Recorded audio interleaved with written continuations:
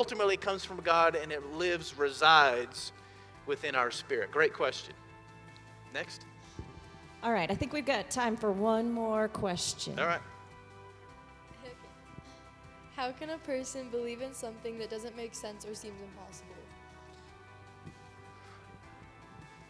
How does someone believe in something that doesn't make sense or seem possible? Fabulous question. How do you believe in something that doesn't make sense? Well, I would say we all believe in things that don't make sense. Like for me, anybody, like I just got up to speed on it with my kids. I have 3 kids that are in high school. I don't understand K-pop and J-pop, all the other kind of things that they have. Like, I don't understand that at all, but it doesn't mean that it doesn't exist. I don't understand trigonometry. I have a son that is in advanced trigonometry, and I tell him I don't understand it. I don't even know that I can spell it. But it doesn't mean that it doesn't exist. How many of you can explain the process of nuclear fission to me? It's about, they're pointing somewhere. It's about the depression of an atom. Who would ever think, and there's incredible power for us as human beings to realize when we go through tough times, why sometimes do I feel like I'm being crushed from each side?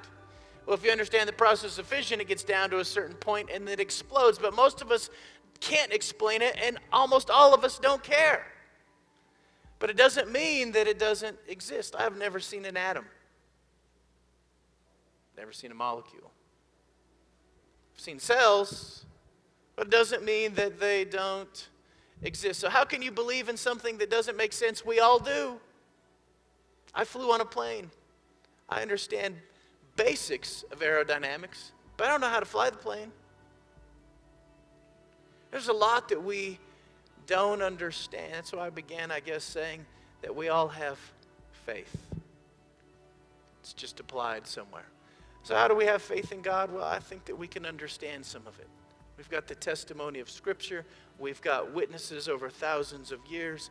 We've got intellectual, some people call it apologetical proofs of faith.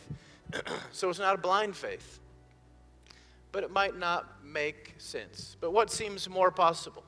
God creating something, or there being a mass of magma that has eternally existed from who knows where, that exploded and that somehow gave us life?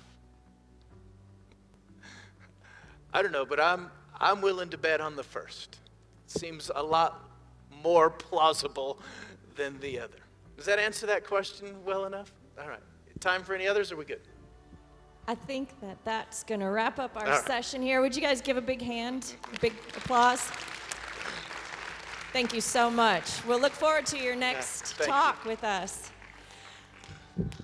All right.